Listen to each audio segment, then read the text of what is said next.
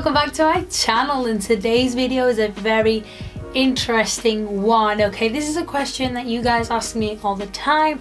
I've kind of answered, however I'm going to give you the scientific answer now, the official answer for what my DNA is and what my ethnic background really is genetically.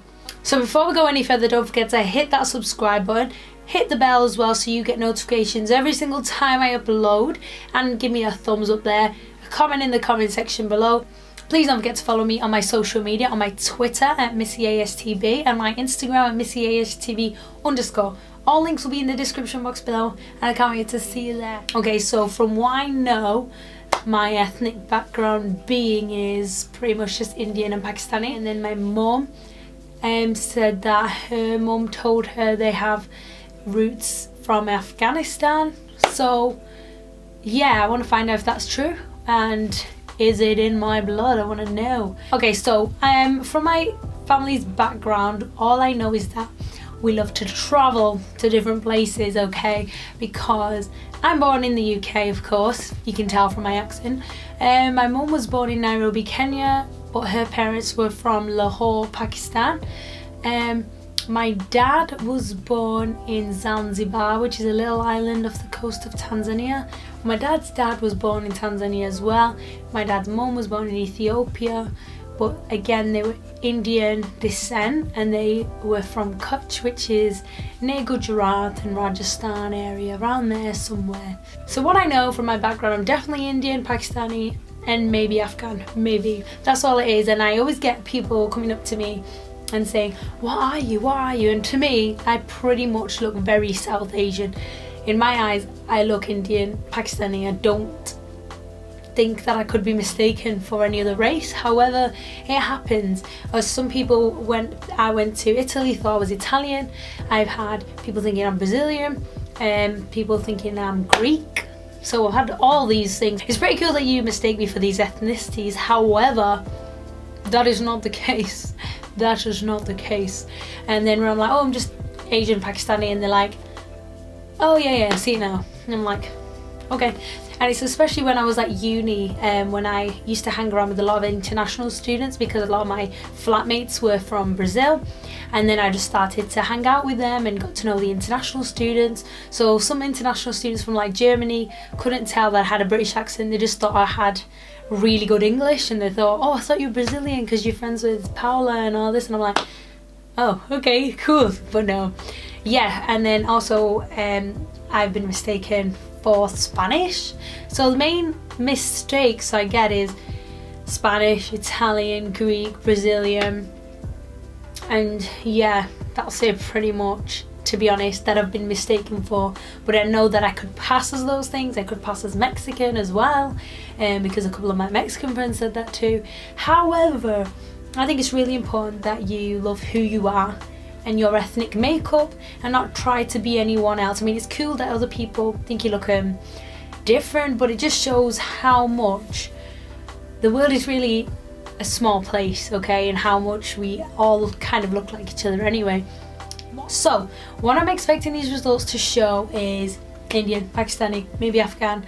So any of these, you know, DNA samplings like Ancestry.com, 23andMe and all that, everyone says that like African Bantu tribe or something from the African region, because that's where we're originally from as people. Yeah, so I'm expecting something to be on there from like being an original person or an ancestor from Africa originally, where we all started. I'm expecting Indian, Pakistani and Afghan. That's all I'm expecting. So I'm going to screen record my Ancestry DNA of me opening it, me reacting to it. So I've not seen it, I've not opened it. Oh, it's just right there. 96% South Asia, 4% Gujarat. I thought my Gujarat would be quite a lot because that's my dad's side, and I look like a lot of my dad's family. Okay, let's go, let's look in. So I'm not surprised by the results. However, your DNA doesn't change, but the science we use to analyze it does. Your results may change over time as the science improves. Okay, so that's good, because oh yeah, like seriously, Because I feel like this is so general. Like, oh, I've got Afghanistan, so I've got Afghan blood in me, Pakistani blood. Here's the Indian, oh, Nepal, Bhutan, Bangladesh and Sri Lanka. And this is Gujarat, I believe. Yeah, okay, cool. Okay, cool. So I think the more people, you know, do the tests, especially from South Asia, the more accurate they can be. Because obviously you've probably seen as much as I have it. Everyone's like, oh, 1% this, 1% that.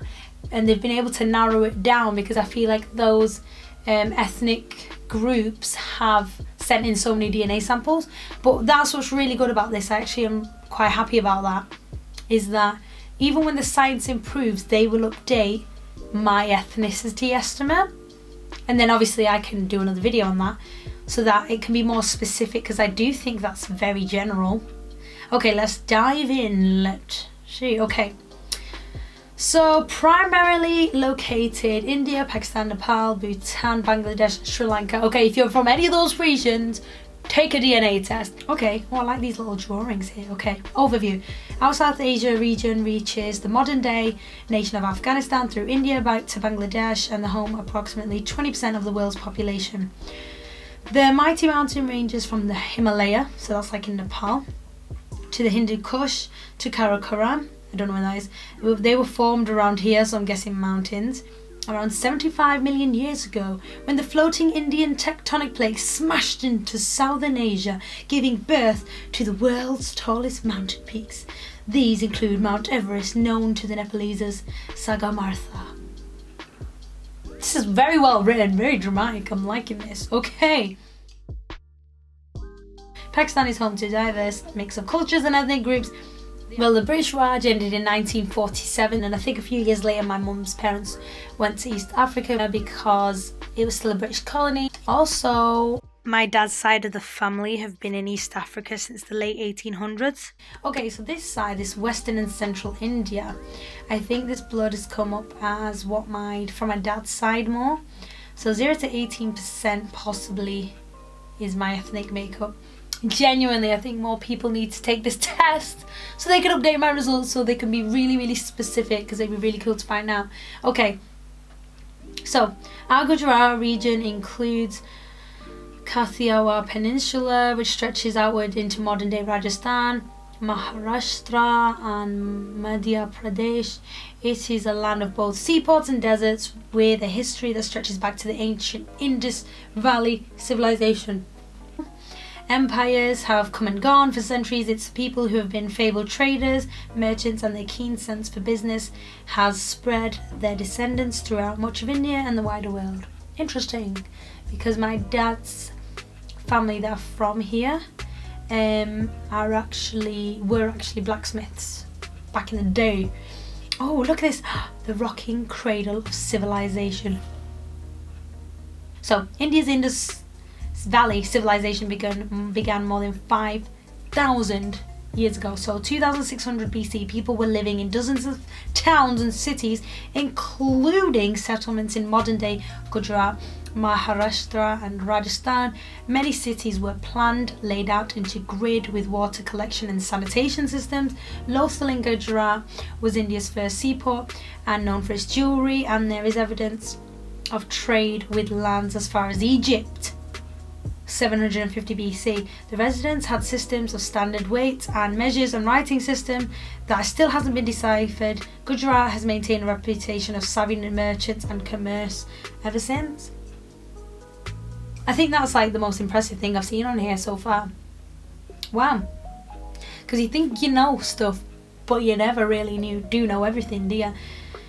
Wow. So my people, not to brag, were like one of the first civilizations to actually be trading, creating sanitation systems, water collections, all that, and trading. That's very, very interesting. Succession of states. The earliest known dynasty is the Great Maurya Empire, which eventually united almost all of India. The citizens benefited from public works, including dams, canals, road inscriptions. The Great Mauryan, I can't even say it, Emperor Ashoka's, the Great Mauryan Emperor Ashoka there's a Bollywood film about Ashoka. I don't know if it's accurate, but he is like an Indian legend and he is like an Indian king, and it's a very interesting story. Wow, I didn't know he was from... Is he my people? That's so cool. Okay, so the rise of the sultanates. This is where, because I'm a Muslim and my family from India are Muslims, this is where I think it comes in, okay? So the Gujrata Pratihara dynasty checked the advance of Islamic caliphates, moving eastwards in the 8th and 9th century. However, much of India became under the rule of Muslim sultanates in the 13th, 16th centuries. Earlier invaders had been assimilated into India and Hindu culture, but Islamic newcomers maintained their religion. Muslim contributions to Indian culture can be still seen. Architecture blends of Islamic and Hindu sensibilities in the domes, the arches of mosques and tombs, the rise of Hindustani language and the translation of Sanskrit words into Persian. Okay, the Mughals, India's Great Mughal Empire, established in 1562, had its Great Mughal India as the world's great economic powerhouse, responsible for almost a quarter of the world's GDP. Wow. Okay, demand of Indian goods rose in Gujarat's empire's outlet to the Arabian Sea and routes west. European observers noted Gujarat's wealth in the 16th century when houses in Surat boasted Venetian windows, and customs revenues in Gujarat outstripped those of Portugal's entire Asian empire. That's why if you go to like certain places in Gujarat and Rajasthan, the architecture is phenomenal because it's such a blend of so many places. The great Mughal Emperor Akbar recruited Iranians, Hindu Rajputs, Indian Sayyids into Mughal nobility and established a non-sectarian state, abolishing poll taxes on Hindus and eliminating many discriminatory laws. Monuments of Mughal architecture include the Taj Mahal and Shalimar Gardens. Thank you guys so much for watching. I hope you've stayed the whole time. I learned a little bit about my background. Yeah, so it's really interesting to find out my history as well. I think it's important to be proud of your ethnic origin, and I feel like that's made me more proud, because you always think, what if I'm something else though? What if I'm not full this? What if I'm something else? And it's sad because sometimes we do think other ethnicities are more desirable or better looking or just better people, better countries, whatever. I think that's a real shame. I think we need to accept who we are and really love our ethnic origin and be proud of it. So I think it's made me more proud, to be honest, of who I am, because it looks like I'm from some very interesting historical moments in India and Pakistan and India as a whole, because India was all one big country before it split off into Pakistan, Bangladesh and India and Sri Lanka. It was all one country at one point, wasn't it? So it's really, really interesting to see that, actually. And I'm really proud of my heritage and where I come from, and I'm really proud of the fact that even though my family migrated to East Africa because of colonialism, that they are happy there and they love India, they love Pakistan, they love East Africa, they love where they are. And I'm really grateful that my family actually love and enjoy traveling, to be honest, because I think I've got the travelling bug. I think we've developed the travelling bug from India, that we're like, you know what, let's go somewhere else, because it did say that Afghanistan, Pakistan, all over India have got the same genes. So I feel like my family have migrated for centuries throughout India itself, throughout Pakistan, throughout Afghanistan, and then we ended up here in the UK. Well, I did anyway. I'd love to visit India one day, and Pakistan. I always think, oh, I don't want to go there, it seems unsafe, but it is one of those places where news media do actually scare people away from going to certain places for whatever agenda or just a story, really. So definitely want to go see my homeland of India and Pakistan for sure. Definitely want to do that. Comment in the comment section below if you would like to take an Ancestry DNA test. I will leave a link in the description box below. Remember to keep your eye out because they always have offers on there. Check it out. Get the Ancestry DNA, especially if you're Asian, South Asian to be specific. Do the test so we can get more specific results. That'd be cool. Okay guys, thank you so much for watching, and I will see you in the next one. Bye.